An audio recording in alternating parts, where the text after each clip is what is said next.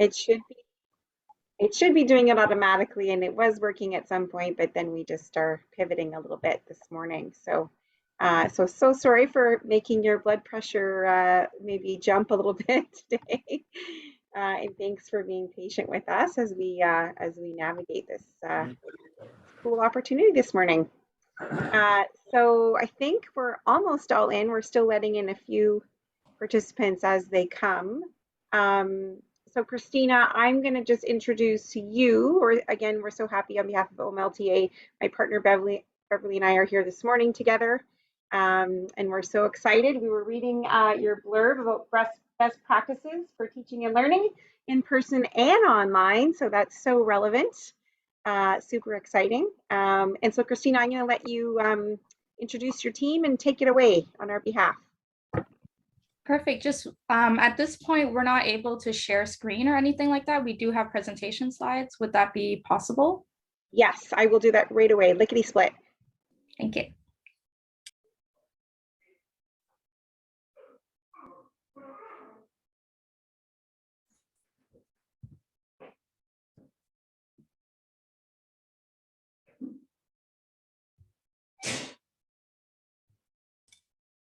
Do you see just the slides? Perfect. All right, good morning, good afternoon, sorry. It's been an early one. So thank you so much for coming to our workshop, Best Teaching Practices for Multimodal Learning, Online Teaching and Learning. My name is Christina Raymond, and I'm a PhD candidate at OISE. I'm also a, I guess, French immersion / bilingual teacher in Montreal, Quebec, for the New Frontier School Board for grade 3 this year. So I'm really happy to share with you a lot of information and research that we've been doing in our lab at OISE in the Multilingual and Literacy Lab. And I'm going to let my co-authors introduce themselves. So Zane, go ahead. Hi everyone, my name is Zane. I am an MA student in developmental psychology and education in the Multilingualism and Literacy Lab. I've been working with the lab for almost 3 years now, and my primary interest is just research on second language learning. And Thanks, Zane. Hi, everyone. I'm Michelle. I am a recent graduate in the Master of Child Study and Education program here at OISE. So along with that program, I'm also a qualified elementary school teacher, and I've also been a graduate assistant here at the Multilingualism and Literacy Lab. Hi everyone, my name is Diana Birchall. I'm a PhD candidate in my 4th year. I'm really focused on better assessments for multilingual students. That's kind of my research interest. I'm an English, French immersion, and special education teacher at the high school level. That's my background, although we're working with young kids now, which is whole new territory and lots of fun. And I'm really looking forward to chatting with you all. All right, thank you so much. So now we're going to move on. We would like to begin by doing our land acknowledgement. We would like to acknowledge this sacred land on which the University of Toronto operates. It has been a site of human activity for over 15,000 years, and this land is the territory of the Huron-Wendat and Putin First Nations, the Seneca, and the Mississaugas of the Credit. The territory was the subject of the Dish with One Spoon Wombat Belt Covenant, an agreement between the Iroquois Confederacy and Confederacy of the Ojibwe and allied nations to peacefully share and care for the resources around the Great Lakes. Today, the meeting place of Toronto is still the home to many Indigenous people across Turtle Island. In part with the Truth and Reconciliation Commission of Canada, as educators, we work together to redress the legacy of the residential school system. We'd also like to acknowledge, as I'm currently here in Montreal, Quebec, nous aimerions commencer par reconnaître que où nous vivons et travaillons est situé sur le territoire autochtone, lequel qui n'a jamais été cédé. Je reconnais la nation Ganawagin comme gardienne des terres et des eaux sur lesquelles nous nous réunissons aujourd'hui. Montréal est historiquement connu comme un lieu de rassemblement pour de nombreuses Premières Nations et aujourd'hui une population autochtone diversifiée, ainsi que d'autres peuples y résident. C'est dans le respect des liens avec le passé, le présent et l'avenir que nous reconnaissons les relations continues entre les peuples autochtones et autres personnes de la communauté. We would like to take a minute to respect.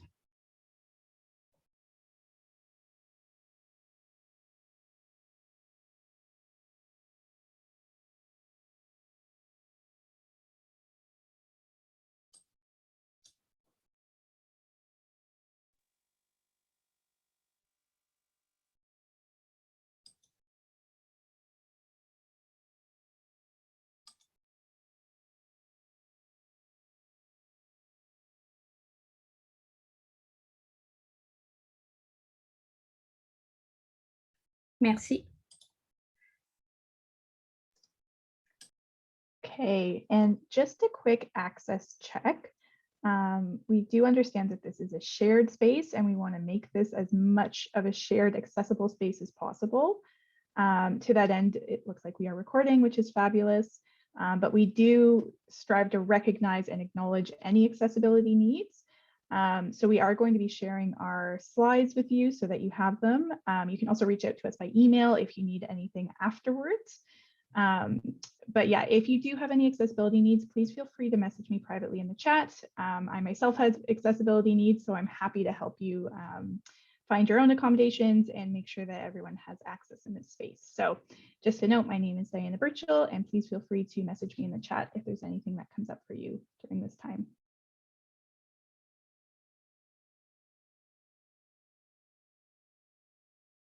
Thank you so much. So we will be sharing the slides for you to follow along in the chat. So our agenda for today, we're going to start off by hearing from Zane on the pandemic and online learning shifts. I'll then introduce some effective intervention strategies and guidelines. We'll hear from Diana on oral language discourse and from Michelle on writing activities. If we have time at the end, we did reserve a breakout room activity. However, we know we might be short on time, so we'll just be happy to share the document with you.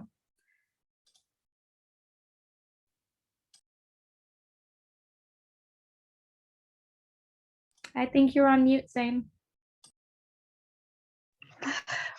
Okay, thank you so much, Christina. So in this section, I'll be discussing the impact of reduced language exposure during online learning on students' language ability.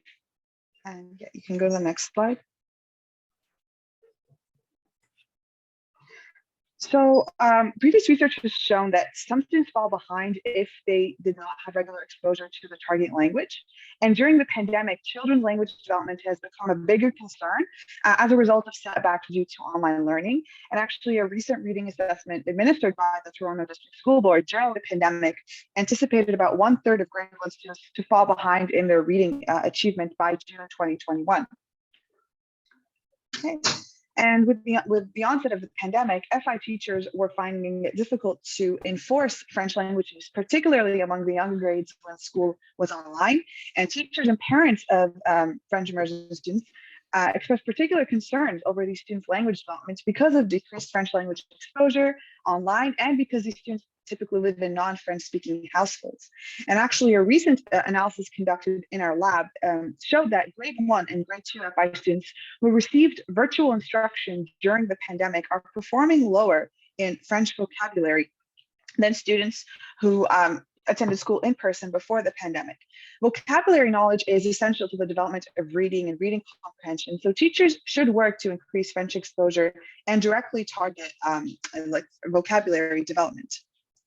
And so how can this be done? Go to the next slide. So first step would be just to create like a monthly vocabulary list based on a certain theme. And this can work for any language class. In this example, I chose the theme school, and I just added several words related to school, including des personnes, people, des lieux, places, des actions, actions, des matériaux, like stationery or materials, and des matières, subjects. Okay, and yeah, and then you can assign each student a target word and have them write it on a piece of paper or draw a picture and decorate it, and then create a word wall. And you can organize it in alphabetical order, or you can by topic or by word type. It's really just up to the teacher. And the next slide. So vocabulary instruction that focuses on the orthographic and phonological aspects of words is essential for word learning. And this is sort of known as explicit instruction. It's really important in second language learning. At the same time, it's really important to also present the target words in context and combine it with repetition and activities to help improve recognition of target words and their meaning. And ideally, second language teachers should use a combination of explicit instruction and storybook approaches to teaching vocabulary. Next slide, please. So an example of like an explicit instructional approach to follow would be to show students how to decode and spell the target words out loud and focus on letter sound correspondency. So the difference between the sound and the letter, and this is the phonological aspect of the word. And then it would be very important to provide the students with the written spelling of the word, which is the orthographic aspect.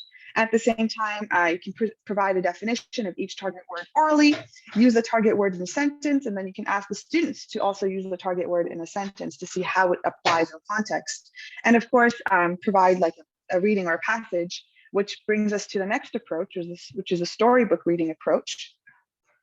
And so in this approach, we focus less on the structure of the word and more on like reading it in context. So teachers would start again with providing the definitions of the target words that will be presented in the story.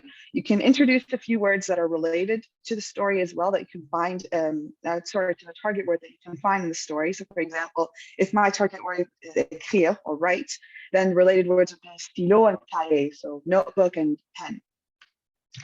Then you can discuss the title, the cover, and any illustrations with the students, and then have the students read the story and answer any discussion questions. And then as you can ask the students to define the word in their own words and use it in a sentence. And the storybook reading approach is really helpful for beginner second language learners, since they have low vocabulary and knowledge in the target language. So presenting the words in context is really important to introducing them to also newer words, and then helping them to expand their vocabulary. And it also helps develop the oral language proficiency, since there's a lot of discussion. So ideally, teachers can sort of take elements from explicit instructional approach and the storybook reading approach to create like a more comprehensive method of teaching vocabulary for that suits the needs of all their students. And so Think, Pair, Share would be an example of a really good application activity for students to engage with the material and with each other. And it would work really well once you're sort of implementing the storybook approach. So you could discuss the definitions as a class, introduce the target words as a class, and then split students up and have them infer what the story is going to be about. Discuss the title, read the story together, answer the discussion questions, and then they can do this either orally or in writing, and then they can share it with the class or with another small group. And then, so I know I was just talking about this in really the context of French immersion, but the teaching vocabulary can work for other languages and also other classes. So for example, this could work in math if we're introducing a new unit. So even just introducing like the how to decode and spell the word is really helpful, especially for younger students and also for students who are who are struggling with decoding. And then you can create like vocabulary quizzes or flashcards for each word unit, and then use word problems to allow students to apply their knowledge of target concepts in context, and to also understand how it applies in the real world. And this can be done in a Think, Pair, Share format as well. And just like the key takeaways would be just to create a monthly vocabulary list, address a certain theme, use explicit instruction, provide definitions and focus on letter sound correspondencies, and just introduce the target word in context and provide opportunities for students to apply their knowledge. Great, thank you so much, Zane. So now to complement the information that we now know about vocabulary, I'm going to talk about how to plan an effective intervention for struggling second language and or third language emergent readers. So as we know, many teachers here, we are at the OMLTA conference. So most of us are teaching children who are usually acquiring a second or sometimes even third or sometimes even a fourth language, right? So what do we know? Learning to read in a second language or even a third or fourth language for children can be a very challenging task. So depending on reading disabilities are identified usually at about 15 to 30% of children. And that's the estimate of children who will struggle with the task due to either cognitive and linguistic deficits. So research has shown that these second or third language children who struggle with reading can become proficient if appropriate interventions are provided. So reading interventions also benefit struggling readers that are in emergent or dual language programs, such as French Emergent. It's important to note that early interventions implemented in kindergarten or in grade 1, so as early as possible, are particularly effective for preventing second language or third language learners from developing reading difficulties. So what are the general steps for teachers to implement an intervention? So it's important to develop research questions based on their curiosity about the teaching and learning. So the observations that they see in their classroom. Examine their underlying assumptions about teaching and learning. Systematically collect data from and with your students when possible. Share it and discuss your data and research methodology with your educational community, your administration, as well as analyze and interpret your data with the support of your educational community and administration. Lastly, we encourage you to share these findings with your students, colleagues, and parents, and the members of your educational community. So today we'll be focusing on phonological awareness interventions for second and third language emergent readers. So as we know, phonological awareness is the ability to identify and manipulate individual sounds in oral language, and it actually encompasses multiple aspects. So it goes from shallow, less complex skills to more complex, deep level phonemic awareness. And it is the foundation for the early stages of reading. And to master the alphabetic principle, readers must have phonological awareness skills to be able to recognize the individual sounds in oral language. So a deficit in phonological awareness is common among struggling readers. Children with low levels of PA, they benefit from as little as 15 minutes of explicit instruction per day. And for young bilingual children, explicit and systematic phonological interventions can be given in their stronger language, so they do not have to wait until oral proficiency is acquired in the L2 or L3 to receive support. Also, an effective intervention covers all aspects of PA. So due to children's developmental trajectories, larger units such as syllables and rhymes are taught before the smaller ones known as phonemes. And this can be done using a response to intervention approach. So this is a multi-tiered model that's designed to enhance early identification of students who are at risk. And you can screen children as early as kindergarten to help support them sooner and avoid further delays in word reading.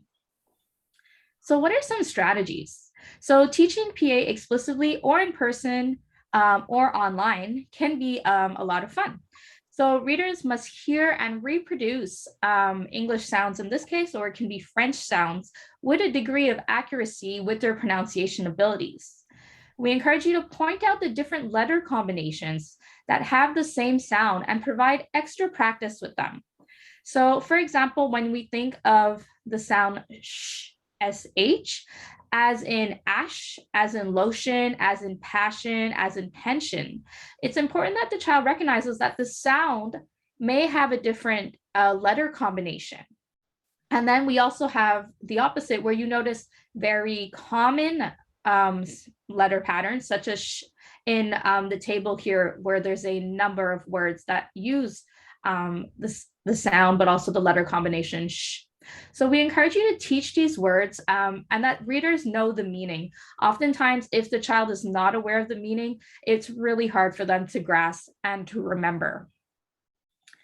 Also, in terms of resources, I'm going to skip the video, but we will share the link just to save us on time. But practical intervention activities are recommended, and they're very time sensitive as well. So if you're going to be introducing rhyming interventions, we encourage you to do it for daily for 15 minutes for 3 to 4 weeks, and then to go ahead with syllable interventions daily for 1 to 2 weeks, and then initial sound interventions for 3 to 4 weeks. So here's an example. We'd like you guys to think about, rhyming activities that you would use with your classes with your children who are struggling, or with any activities you want to do that you haven't tried yet. So here we have a rhyming intervention activity where we present the child with two images. One is a box and the other is a fox. And then you would ask the child, does this rhyme? And then hopefully the child would respond yes. And then the second activity, we have bug and dog. And then here it would be important to really sound out the word if the child did not realize that these words don't actually rhyme. For those who are teaching, children in the higher grades, syllable segmentation for complex words, especially words that happen to be cognates. So cognates are words that are very similar in English and French. So here we have photosynthesis and then photosynthèse. So when you're able to show the child, I should say the student, how to break down the syllable as well in both languages, this is really helpful for them to be able to see it on paper, but also to hear it. So lastly, I would just like to end with some guidelines for implementing a school-based early reading intervention for struggling second language or third language readers. So really important to assess children at kindergarten entry in their first language preferably, or their stronger language. Begin phonologically based interventions for struggling readers immediately, so as soon as possible, and use their first language during early intervention. You want to monitor children's progress and adjust support accordingly. Very important as well, to have a community at school and collaborate with personnel in implementing the intervention. And lastly, take advantage of opportunities for professional development and to make sure you are using flexibility when implementing these school-based interventions.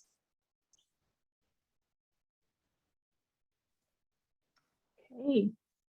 Thank you, Christina. I always love hearing about all of your research. So I'm going to talk a little bit about assessment because that's really my wheelhouse, and specifically how to assess children's language online, which I know over Zoom can be complicated, and how that might compare to how you would have assessed them in person.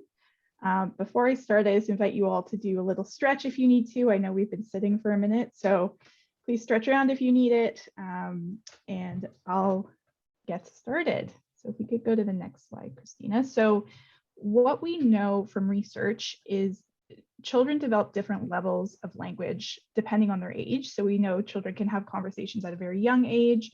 And in second and third languages, this is the first skill that they develop. So they can have a conversation on the playground or in class, such as, est-ce que je peux aller aux toilettes, right? They can say simple sentences. And then as they get older and they're exposed to the language more, we get into narratives. So that's storytelling, explaining movies and TV shows and books, potentially telling you about a video game they played over the weekend. That's that narrative skill that tends to develop a little later. And then expository or procedural is the last one. So that is that kind of complex language where they're giving directions, they're telling you how to make a recipe, anything like that, that is very structured and also contains multiple steps. So I'm just going to walk you through what those different assessments can look like online and in person. If you could go to the next slide, Christina. Thank you. So we actually evaluated kids in person before the pandemic and then online during the pandemic on these oral language skills, as well as vocabulary to see if there were any differences. And I'll walk you through those differences on the next slide. So just so you know, overall, we found that students produce more speech and conversation in person. We think a lot of this is due to their comfort with the in-person format, the fact that they can use gestures more in person and they can kind of move around. Whereas online, we're seeing them talk less, they're a little more to the point, they're just not producing as much speech. So that's something we just want you to be aware of, that if you're still working with students online, they may not be showing you the full range of their language abilities the way they would in person. So that's a good thing to keep in mind. For expository, which is that procedural kind of task-based task, the proficiency was higher in person. So what we saw was kids are building more complex sentences in person than they are online. And again, we think this is because it's online, they're a little more to the point. They're kind of answering questions, but they're not expanding with details. Whereas in person, they might have done that a little more. So again, a bit of an earmark that if you're doing a procedural task, they may not explain in as much detail as they might have in person, and something you should keep in mind. And for our last one, so we found narratives were actually exactly the same online and in person. And just to be clear, this is a structured narrative, and it's a model kind of retell. So we would tell a story and show them how to do it, and then they would also tell a story, and found they were really great at it, both online and in person, and vocabulary was also the same. So I'll talk you through kind of what that means for you in your classroom. So what we're seeing from our research, the best way to kind of equitably assess students online might be through scaffolded and structured narrative tasks. So giving students really the opportunity to use their creativity, to get passionate about a subject, but also to give them enough structure so that they can know what to do and how much they should be talking. We actually found expository or procedural might be a little too structured to show students full language abilities, especially online, because they're a little more task oriented. And conversational might not be structured enough, and we're seeing kids not talk as much online. So on the next slide, thanks, Christina, I've given a few tips on how you could use this in your classroom. So we got some great suggestions from a past presentation, things like in science, you could have students create a story where they're talking about physical and chemical changes. In math, you could get them to talk about how to make a cake and relate that to like coding and fractions and all of those things. In social studies, you could get them to tell a story about family composition. So we have some other examples here, but the key is that you can really build a narrative into any subject, and it might be the best way for us to evaluate kids in any topic. And we see this in French immersion as well. So getting them to tell a story about any of those topics might be the best way. And then on the last slide, I've included a link. I was going to give us a couple minutes to do some brainstorming. I think I'm going to skip it for time, but if you do click on the link in the chat, you can add any brainstorming over the next 24 hours, and then I'll upload it to the slides so that you can kind of see what everyone said. So again, I'll put that in the chat. Feel free to open it and just fill it out at your leisure, and then we can look at each other's suggestions about how you could incorporate narratives. Okay, and I will let Michelle talk. Perfect. All right, thank you so much. And for the final part of this workshop, I wanted to address the following questions on how, as educators, we can develop and assess writing activities that would be conducive for both in-person and online learning. Next slide. Thank you so much.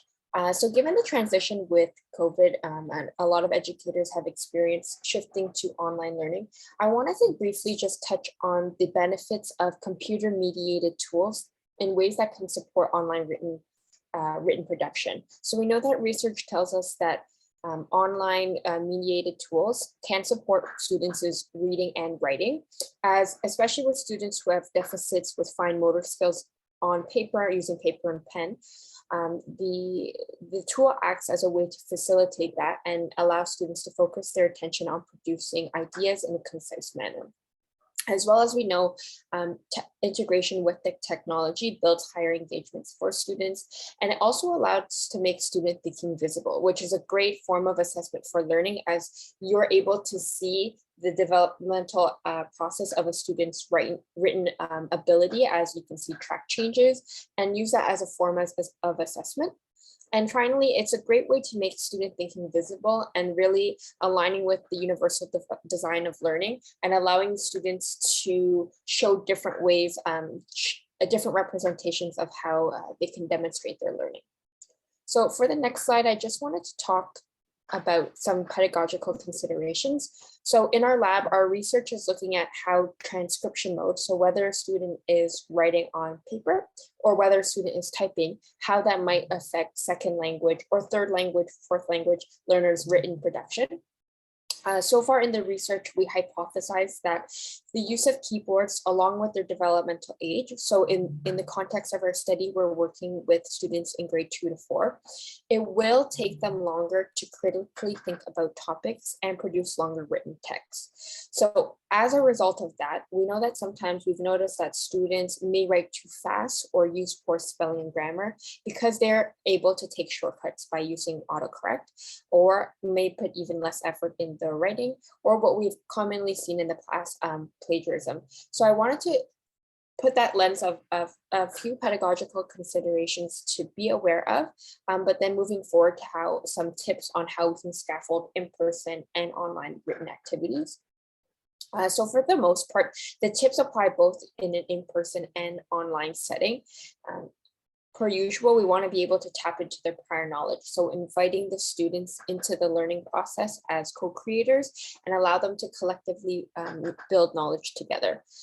Based on just touching on what Diana was previously talking about on the importance of oral language, we want to be able to also provide students with that time in an online setting, whether that be in small groups or in a whole group discussion, to orally articulate their ideas, and the use of different forms of representation, so visual aids, graphic organizers, things that can be applied and then also used in an online context. But most importantly, we want to be able to provide students with, they must be provided with direct instruction on how to use tools such as autocorrect and how to avoid plagiarism. So for instance, a reading and writing activity could be for students to find a passage from their favorite storybook and then have them summarize it without using any phrases or sentences from that passage. So guiding student planning will allow them through open-ended questions and teacher think alouds. We can provide also student starter sentences or fill in the blank sentences as well. For the next part, I just wanted to talk about some tips and strategies you can use when assessing students' in-person and online written work. So the first thing to look at is perhaps using an annotated coding scheme. So instead of perhaps what we call is direct written corrective feedback, and that's when a teacher would correct all the mistakes that you would see and visibly correct it with, let's say, with a pen. By using an annotated coding scheme, so for example, in a French immersion context, if students were looking at learning about present and past tense, and they were learning how to apply, conjugate the verbs and write a paragraph using both of those tenses, as a teacher, you can use an annotated coding scheme. So for example, PR might stand for présent, and passé could be like PA. And so instead, one of the tips is to provide a combination of direct and indirect written corrective feedback, not only to inform your pedagogical instruction, but also your student learning need. So as a tip, we want to slowly introduce these codes. And it's not only to perhaps underline it and write a code, because there is a reason why students make that mistake, but it's to identify the code. So for example, this verb needs to be conjugated in the past, but then provide perhaps a hint in relation to the context of their writing to allow them to be able to self-correct when they do receive, let's say, the second draft. And we know that research shows that with this type of written corrective feedback, and it informs and improves students' second language writing production in the long term. And finally, a lot in second language learning context, we focus a lot on spelling. So with the use of the codes, this will be able to also ease off a bit of the teacher's lack of time to be able to correct everything, and also allow students to focus on their meaning making and creativity. So to close, I just wanted to provide a practical activity that I actually used with grade 2-3 French immersion class during online learning. And so the activity was that our theme for that month was examining different points of view. So to start off, and this was in an online context, we started with an online read aloud. My tip for online read alouds is to actually have if there are online read alouds available online, to actually have it played but muted and have the teacher read that out loud. We know the importance of prosody and even to be able to pause and model teacher think alouds are very important. So I just provided 2 examples of books. For a primary, we can use De drôles de bêtes dans la forêt, or for a junior class, Une histoire à 4 voix. So during the read aloud, you're able to scaffold the learning and provide teacher think aloud. So for example, you might pause and discuss how the illustrator's drawings influence how the characters feel and differ depending on whose perspective we are hearing. Or you might even think aloud or invite other students to think aloud during the read aloud to see how the characters may be feeling. Following that, we had a Google Doc, and we actually allowed students to annotate collaboratively. We did it as a whole group, where we had a Google Doc with a table divided in 2 columns. And so I'll just maybe describe one of the examples that we used for Deux drôles de bêtes dans la forêt. We would ask students to briefly describe in one sentence a part that happened in the story. And then because the story was retold from 2 different perspectives, we would then compare and analyze how did the little girl feel and how did it differ from when the little monster felt. And through that, students were able to write, but also we had the chance to orally discuss about it to help enable and facilitate the brainstorming process for students. So these are activities, an example that you can easily implement in the classroom. And yeah, thank you so much. And that concludes the part for written production and assessment. So we just wanted to follow up to see if there were any questions. And I'll give it to Christina. Yes, thank you so much. This is our multilingual literacy lab. We'd like to open up the floor now to any questions, and you have about the activities we presented in the workshop today. We also provided our website and our emails if you'd like to contact us in the future in case any information or any ideas come up. So once again, thank you so much. Merci beaucoup.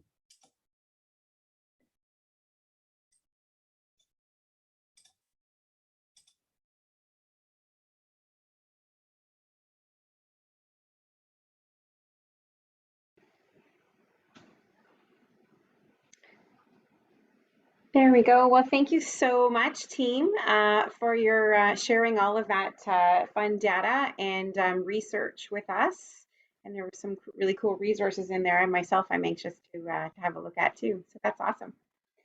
That's awesome. On behalf of the OMLTA, we'd like to officially thank you for being part of our virtual spring conference this year. And thank you for your patience with our few glitches that we've had this morning. I'm just reminding our participants that there is our annual general meeting, AGM as we call it, today at 2 p.m. And we are hoping to have a good representation today at our AGM. We will be voting on voting in new directors. And I see my partner Beverly. Thanks, Beverly. She's submitted our form. In case you can't make the AGM, perhaps you consider clicking that link and filling out a proxy for the form and having someone cast your vote, your ballot on your behalf, so that we can usher in a new group of directors and volunteers this year for our wonderful language organization. I wanted to just sort of like, before we left, was there anyone that had any questions? I do see there are still some participants here with us. They haven't run off for lunch.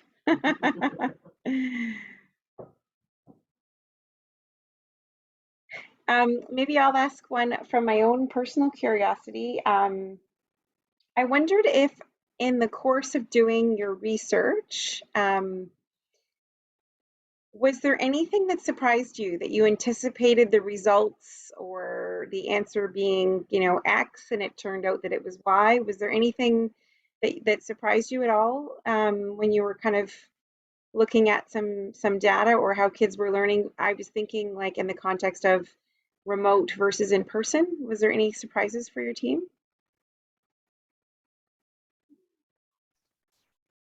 I can say quickly a big surprise for me. We really thought kids were going to be very similar on those like expository procedural tasks because they're so structured. We thought they'd be a great option for online learning. And we were really surprised to see that their sentences were less complex and shorter. Again, we think it's just that kind of interactional sense of online, but we were very surprised by that. It took us a while to kind of puzzle out what was causing it. So that was, at least for my research project, a big surprise. Yeah, that's kind of cool. Yeah, something that's became very new, especially for those who teach in the French immersion context.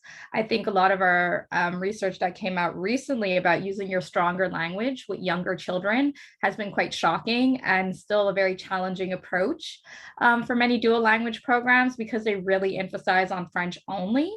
However, because of the cross-linguistic transfer that we saw in our results, it's actually very valuable to do those extra 15 minutes, and do them in their stronger language. Even though we do try to, emphasize that it's true, they do have less of the French exposure when they go home, but at those young age, like early ages and early stages of reading, it's actually important to have a strong foundation in your L1, right? To just jump to the L2 without having a strong foundation, makes it a bit more challenging for them, right? And that's why they tend to struggle, and then they'll struggle in both languages. So we really are trying to advocate, writing multiple blogs, media research. We have a podcast, really trying to, let teachers know that it's okay to use that first language. If you notice your child speaks German and you speak German, like, don't be shy to, provide those extra 15 minutes of vocabulary or phonological awareness instruction in that first language, because it does strengthen and it does make them better readers in the end.